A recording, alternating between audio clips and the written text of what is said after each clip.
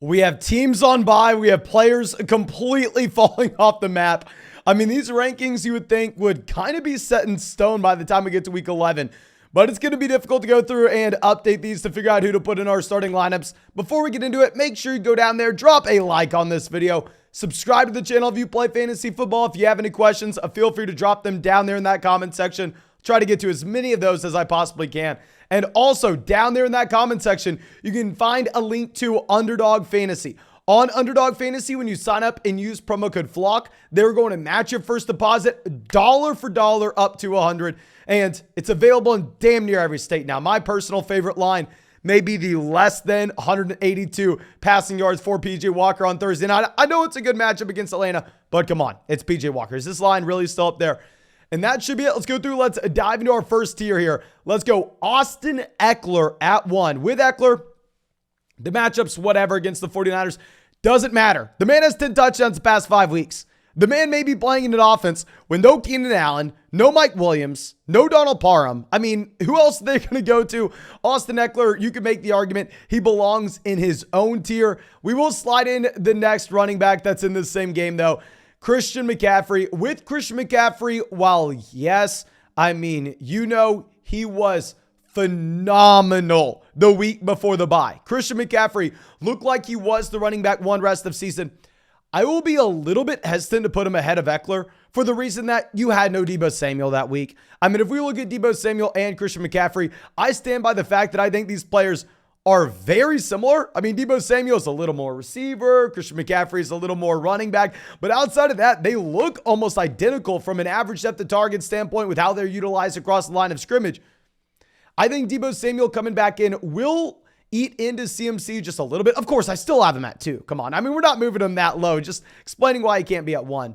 Now, our next guy, Saquon Barkley at 3. Barkley, maybe rest of season, you shouldn't have him in the same tier as these guys at the very top. But the matchup against Houston Texans is a great one. I mean, with the Giants, I may not be a believer in their record long term. It doesn't matter. They should have an easy time against, in my opinion, the worst team in the NFL in the Houston Texans to establish that lead, to run Saquon Barkley in the second half, to move the ball effectively down the field. And we know Barkley is going to be involved as a pass catcher. Now, our last running back in this tier, we will go Derrick Henry. If you're playing in a non-PPR format, of course, you can move him ahead of the pass catchers here. In a non-PPR format against Denver, if you wanted to put him at 1, I'm not going to fault you for it.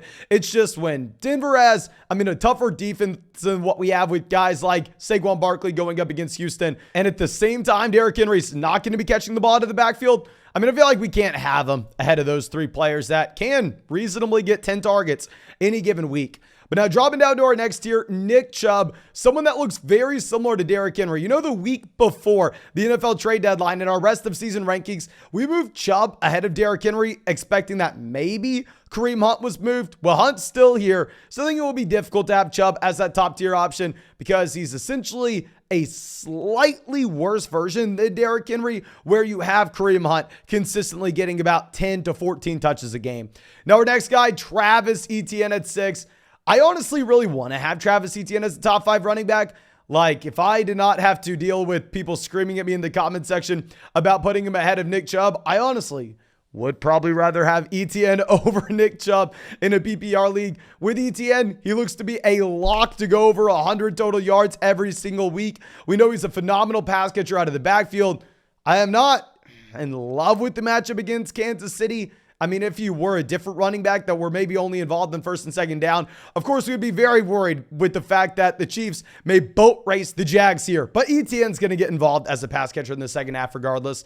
Now, our last guy, Alvin Kamara. With Kamara, let me know if you think he belongs in the tier below this. Obviously, it wasn't great on Monday night against Baltimore. It was a tough matchup. New Orleans just simply wasn't able to move the ball down the field. Pittsburgh, not a great matchup either. The line for this game is actually a little bit closer than I was expecting. I would have assumed that New Orleans were about 3.5 point favorites here. But with Alvin Kamara, we've seen him be able to get to 10 targets a game for a long time now. You have no Thomas. I think he's a fine option in that PPR league.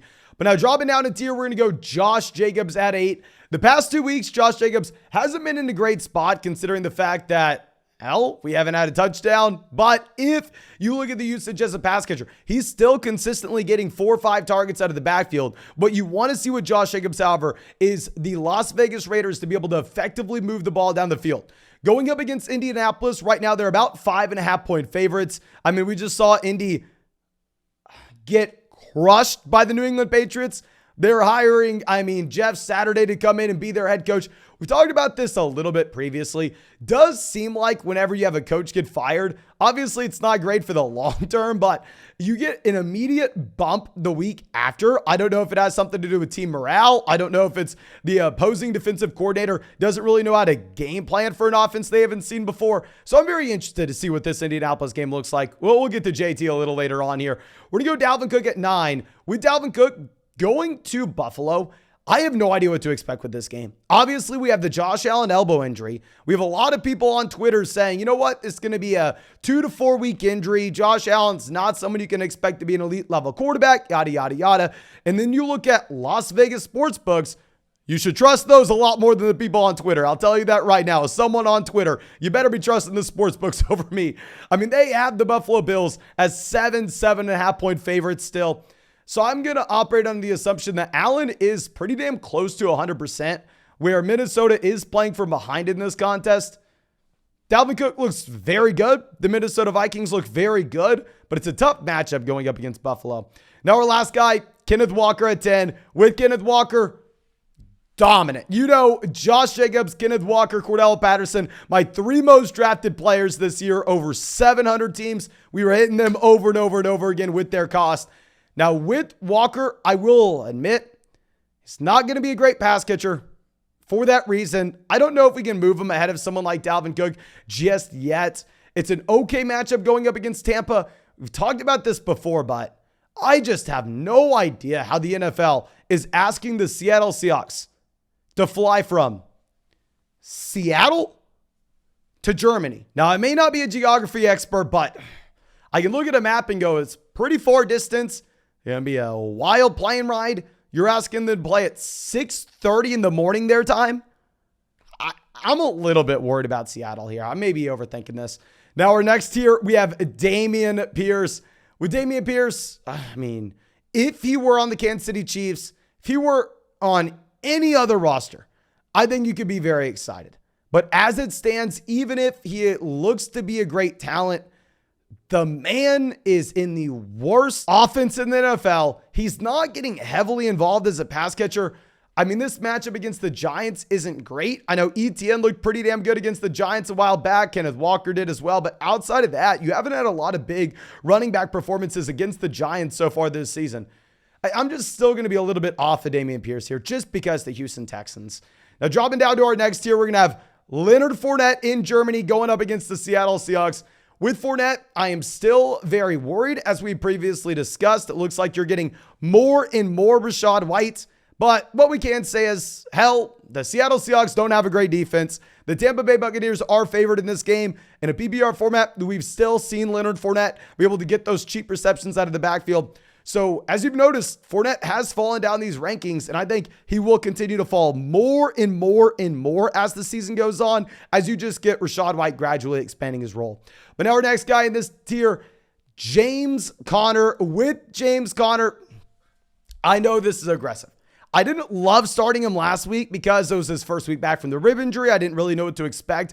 But if you look at the underlying snaps for James Conner stepping in to be a 3-down running back his first week back in Arizona here. James Conner's also very similar to what we saw at the beginning of this season, heavily involved as a pass catcher in Arizona. The touchdowns haven't been there as of late. I know that people were irrationally assuming that James Conner scored as many touchdowns as he did a year ago. That was never going to happen. But James Conner can still start scoring some. It's not going to be this bad the entire year. So we're going to have James Conner as that low-end RB1, high-end RB2 going forward. I think he actually will get better when we get Hollywood Brown back in Arizona, and hopefully this offense is good in the second half. Now going over to Miles Sanders at 14. With Sanders, why the hell are we still getting Kenneth Gainwell touchdowns? Are you kidding me? Why do we have to deal with this? Miles Sanders, I feel like, should have such a high floor ceiling combination every week given the offense he's playing in. Kenneth Gainwell still vulturing some rushing touchdowns is frustrating. I mean, the man's in an elite level offense. They're like an 11-point favorite over Washington. He is a must-start guy. But now going over to our next running back, Aaron Jones, going up against Dallas. Very tough matchup. Very bad offense. Pretty bad injury. Now, it sounds like Aaron Jones should be playing this week. I mean, based on the initial reports that we saw. However, I'm going to continue to monitor the situation. We will update these rankings later on in the week, just in case we have maybe Aaron Jones getting ruled out and not playing against the Dallas Cowboys. Then all of a sudden, A.J. Dillon's looking like a borderline top 5 running back. A.J. Dillon would be inside the top 10 if that were to happen. But now dropping down to our next tier, we're going to go David Montgomery at 16. I mean, he has the matchup Aaron Jones did a week ago going up against the Detroit Lions. You would assume it's a great spot for David Montgomery here. Now, what's interesting is you still have some people talking about Khalil Herbert as if he can take over as the starting running back. Look at the snaps in Chicago. It is David Montgomery's starting job. David Montgomery's the one getting involved as a pass catcher. I don't think this is a great offense, but it's a great matchup. Justin Fields looked phenomenal this past week. But still, even if Justin Fields is a great fantasy option, I have questions surrounding this entire offense. Like Justin Fields' best week of his entire NFL career last week, the man had 123 passing yards. Now, our next running back in this tier is going to be Najee Harris. Najee Harris, David Montgomery, very comparable players in my opinion. These are two running backs that are getting involved as pass catchers. These are two running backs that are going to be able to consistently get 15, 16 carries out of their backfield. These are two running backs playing in below average NFL offenses. Even if Justin Fields looks like an elite fantasy option, still Chicago's a below average offense. Now, if we are projecting out for Najee Harris, this week's a tough matchup against the New Orleans Saints on paper. But keep in mind, we just saw Kenyon Drake run all over to this team a week ago. So I don't think it's the end of the world here. I mean, the game should be close according to Las Vegas sportsbooks. Now, something that I just have no idea what to do with, what am I supposed to do with this Jonathan Taylor ranking? I'm going to throw my hands up in the air and say, we have no reports on Jonathan Taylor yet this week. I don't want you planning on starting him. If something changes later in the week and all of a sudden Jonathan Taylor is clear to go by Thursday, by Friday, then I feel like he is still going to be someone I want to start as a mid running back to at the minimum. But like I said, I don't know. I mean, this team looks like they're burning it down. This team looks like they're playing for 2023. And if that's going to be the case, they really have no incentive to go through and rush Jonathan Taylor back in. But I don't know. I told a lot of people last week to go through and sell Leonard Fournette to get Jonathan Taylor. And for that reason, I am very, very sorry. Because now that this offense is in a free fall, I'm worried. Now going over to our next running back, Cordell Patterson, going up against Carolina Panthers, a phenomenal matchup on Thursday night. I go through, jam in Cordell Patterson. I was hesitant his first week back in because they said he was going to be in a limited role. He still had 2 rushing touchdowns. Hopefully we get Caleb Huntley and Tyler Algier scaled back in this Atlanta offense, and we get to see a little more Cordell Patterson in a great matchup against Carolina this week. Now, our last running back in this tier is going to be Jamal Williams against Chicago. Love the matchup against the Chicago Bears, especially after you have Roquan Smith being traded over to Baltimore. I mean, with Jamal Williams, I think we have to safely project him as the number 1 running back in Detroit, but it is so difficult right now to project DeAndre Swift until we hear a little bit more out of the Detroit Lions coaching staff on what we should expect the usage between these two running backs to be. For the time being, until we see otherwise on the football field, I don't think we can rank DeAndre Swift ahead of Jamal Williams. I think you have to rank Jamal as the running back 1 here. Now, dropping down to our next tier, we're going to go Tony Pollard and Ezekiel Elliott, 21 and 22. I'm going to go Pollard ahead of Zeke. Okay, until we see Zeke fully healthy, Pollard looked so damn good before the bye week. 14 carries, almost 10 yards per carry, 3 rushing touchdowns. We know he's incredible as a pass catcher. You still have Jerry Jones, however, coming out saying when Zeke's healthy, when Zeke's back, Ezekiel Elliott's going to have his normal role. I don't know if it's truly because the blocking, as every NFL commentator feels like they need to tell you. I don't know if it's just because of the contract. I don't know if it's because Ezekiel Elliott still sells jerseys. You wish that Tony Pollard would be someone that we could rank as that low-end RB1, high-end RB2 every single week. But with Ezekiel Elliott here and with these two running backs, presumably splitting this backfield 50-50, it is very difficult right now. Now going over to our next guy, we're going to have A.J. Dillon at 23. Don't love the matchup against the Dallas Cowboys. However, obviously we have Aaron Jones banged up. This A.J. Dillon rank will go up or down depending on the health and availability that we have of Aaron Jones. If Aaron Jones were to miss this week, which I don't think is going to happen, clearly indicating by these rankings, A.J. Dillon would become a top 5 running back, at least borderline top 5 running back. I think A.J. Dillon, if you had no Aaron Jones, would be in the Nick Chubb, ETN, Alvin Kamara tier. Maybe that's a little bit of the high-end scenario. Worst case scenario would be right next to Kenneth Walker, however, if you had no Aaron Jones. But now going over to our next guy, Antonio Gibson at 24. With Gibson, we're waiting to hear more regarding J.D. McKissic. Even if J.D. McKissic were to miss, while I do expect Antonio Gibson to be a better running back than we previously gave him credit for, I would still say you're going up against the Philadelphia Eagles. You are currently double-digit dogs. You don't like the matchup? I mean, hell, Dameon Pierce looked good last Thursday night, but still, if you're 11-point dogs, I'm not too excited to start any running back in Washington. And now our last RB in this tier, DeAndre Swift. With DeAndre Swift, I can't rank him as a top 24 guy or to have him right outside, of course, rest of season. I easily prefer DeAndre Swift over a lot of these running backs that we have him behind. But until we see him fully back from this injury, until we see this coaching staff committing to him, it's extremely difficult for me to go through and try to sell anybody on starting DeAndre Swift. Now, our next guy, Deontay Foreman at 26, going up against the Atlanta Falcons. I mean, clearly it's a great matchup. However, because I think the Carolina Panthers are a very bad offense, I'm going to be avoiding Deontay Foreman. If Chuba Hubbard were to miss, then I think you could go through and move Foreman up these rankings. But still, I'm not going to get that excited about it because I think this is one of the worst offenses in the NFL, regardless of what they did to Atlanta a few weeks back. For this reason, I really like the less than passing yards on PJ Walker this week on Underdog. Of course, you can find the link in the comment section. Promo code FLOCK, 100% deposit match.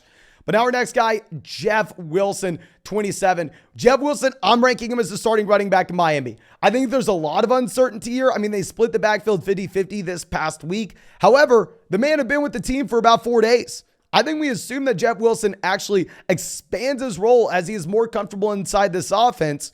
And if he's seeing the 28 snaps compared to Raheem Mostert at 26 in week 1, I think the gap may get a little bit wider the second weekend. But now our next guy, Kareem Hunt, going up against the Miami Dolphins. If we remove the 2 weeks right before the NFL trade deadline, I mean, it kind of looked like Kareem Hunt is just a lock to get 10 carries, 3 to 4 targets every week. 10 carries, 3 to 4 targets every week. You are betting on the touchdown being there with Kareem Hunt if you start him, though. Next guy, Devin Singletary, 29. I mean, if you look at the snaps played for Devin Singletary this past week, as well as James Cook, hell, they didn't use Nyheim Hines at all. It was only these 2 running backs. But keep in mind, very similar to what we just discussed with Jeff Wilson, those running backs that were changing teams during the week, I think that you actually expect them to expand their role going forward. Now with Jeff Wilson, I think he was able to get a little bit more involved than a player like Nyheim Hines right away because, hell, he had the familiarity with the offense. I mean, the offensive coordinator in San Francisco goes to be the head coach in Miami. Jeff Wilson goes from being a running back in San Francisco to a running back in Miami. That's a much more natural transition than someone like Nyheim Hines in Buffalo. So I think we will get a little bit more Hines this week. Now, our last running back is going to be Clyde Edwards-Helaire at 30. Maybe I shouldn't have him here. I probably shouldn't have him here. I mean, what? Best case scenario is in a 3-man running back? I don't know. I feel like if you are attached to Patrick Mahomes, if you're in this Kansas City Chiefs offense, you could still score a touchdown. But please let me know who you think should be at 30 instead of Clyde Edwards-Helaire here, because the more that we look at CH, the more I'm like, okay, please, for the love of God, let's get this guy out of our starting lineups. But I think that's all I got for you. Of course, thank you so much for checking out the video. If you enjoyed it, go down there, drop a like, subscribe to the channel if you play fantasy football. If you have any questions, feel free to drop them down there in the comment section. I'll be replying to as many of those comments I possibly can. And also down there in the comment section, you can find a link to Underdog Fantasy with all these cool player props. When you sign up for Underdog and use promo code FLOCK, they're going to match your first deposit dollar for dollar up to $100. Available in damn near every state. My favorite is the less than 180 something passing yards for PJ Walker. I know it's a good matchup, but come on. It's freaking PJ Walker. Thank you again. I appreciate you. Hope you have a great day and hope we get to see you in the live stream tonight.